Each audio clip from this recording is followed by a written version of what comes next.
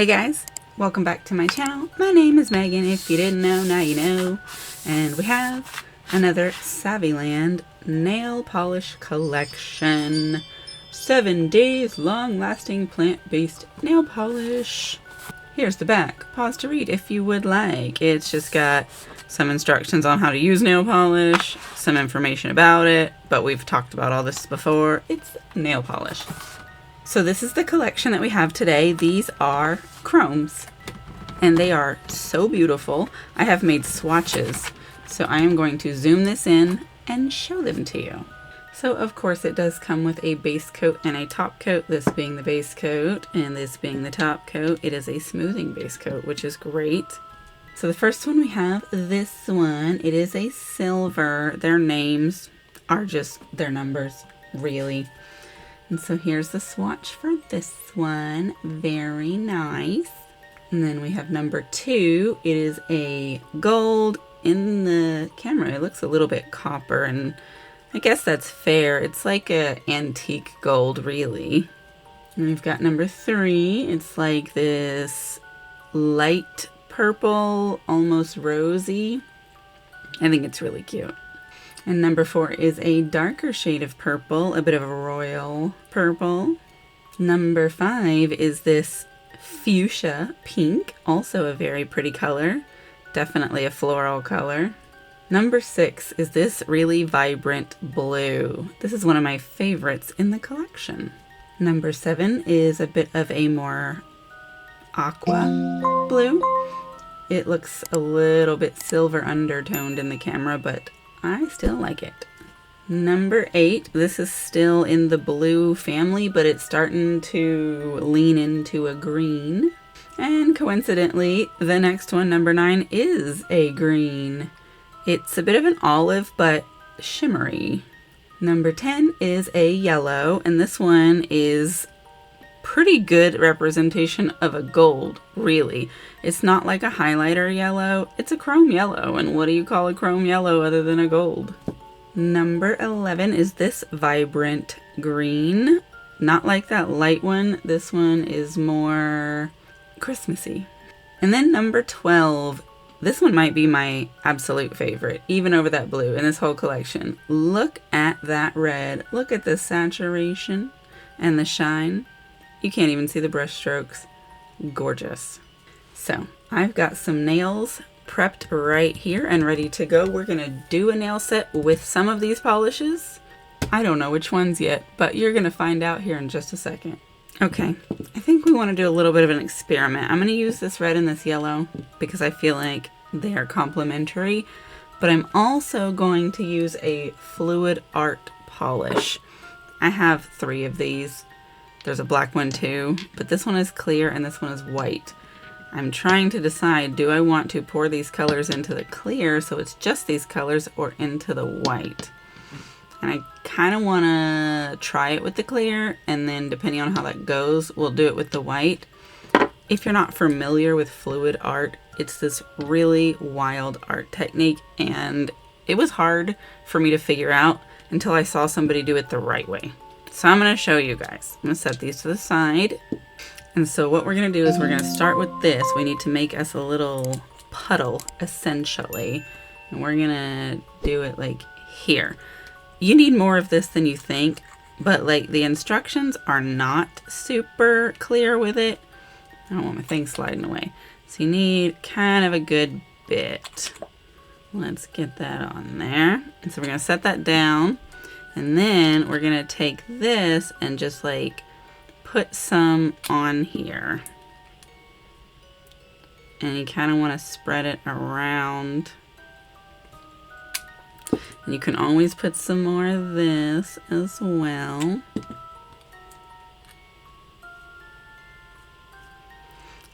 Oop, look what I've done. Now, the thinner the viscosity of the polish, the better this is supposed to work. And then you get it and you kind of fold it over and then give it a little bit of a little squishy squish. They call it a smush. And then let it be.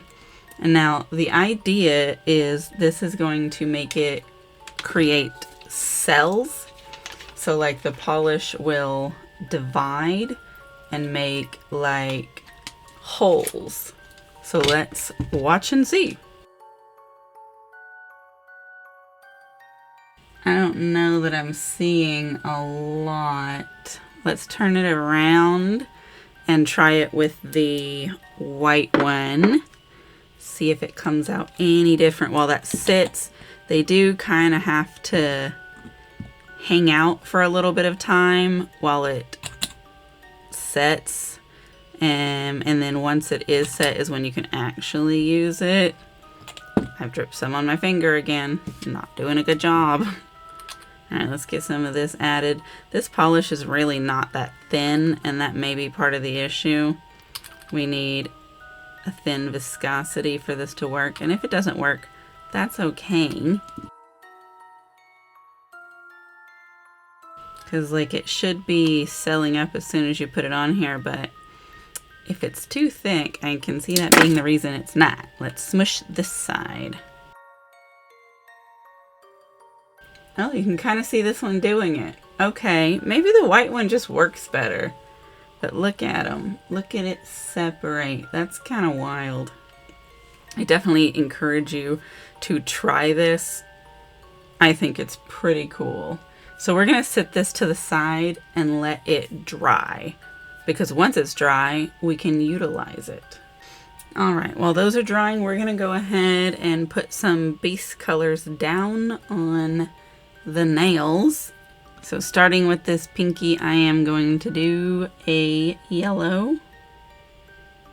I'm going to gently push it back so you're not flooding everywhere. Be slow and careful as you go around the cuticle.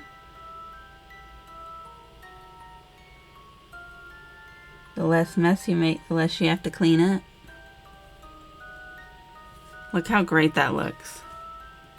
That is such a beautiful polish. And the opacity is really good. Alright, and then I'm going to do the same thing over here. Now this one is going to end up with some of that fluid art on top of it.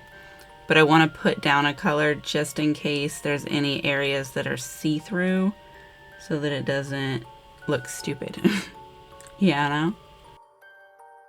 Alright, and then last yellow one is going to be the middle. Beautiful. Okay, and then we'll go in with the red for these other two. That is so nice. I'm telling you, look at that. You can see why it's my favorite in this collection. Like, look how beautiful it is. And then the thumb, of course. It is some quick drying stuff, so you'll want to work quickly so that it doesn't start drying while you're painting, but not so quickly that you make a mess. But don't forget, cleanup brush. Alright, so we'll give this time to dry while we wait for those to dry, and then we'll come back for the next steps. Look how pretty when it's out of focus. We're going to go in with the top coat that came with it and seal these in before we start doing any nail art. I just cannot stop raving about this. Like, look at that. Looks like a dark red apple. Okay, so apparently I never hit record. I thought I did. Maybe I just bumped it when I did this one. But that's okay, because we still have the thumb to do. So I am putting some of the base coat that came with this on here so we can get a little bit sticky going. So this fluid art has something to stick to now that it's had time to sit and dry. It's not super sticky. You could use a sticky base coat, or you could use a transfer foil, whatever you like. But I've got that, and then you get your little sheet of art. And you got to decide where you want to place it. Like, what art do you want to be on your nail?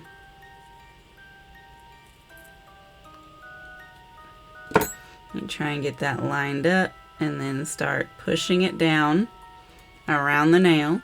Remember, nails are curved, so try and push it as flatly as possible.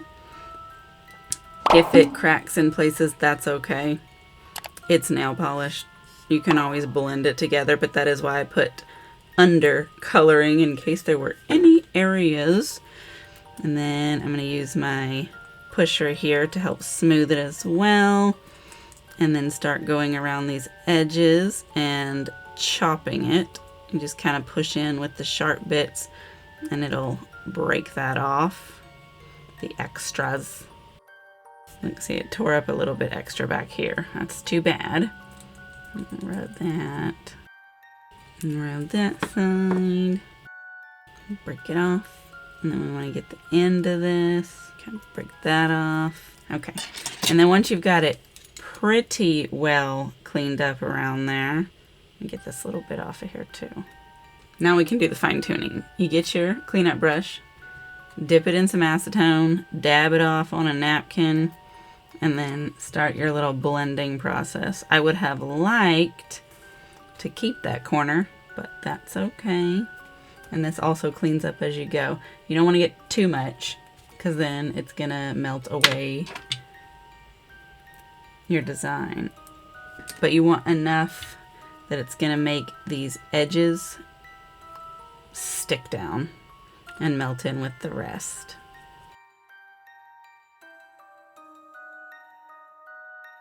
Okay, so that's how that one's looking. It's a little bit lumpy right here. I'm gonna try and smooth that out, squishing it a little bit. All right, that looks cool, I think. So we're gonna go back to our top coat. Now, this is where it can get iffy.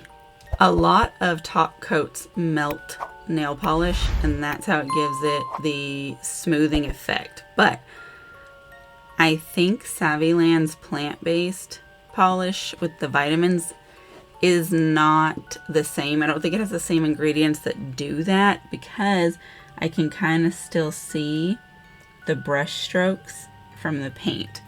So if you're concerned, what you can do is get you like a water-based top coat and put it on first. I'm gonna put some of this on mostly in the middle.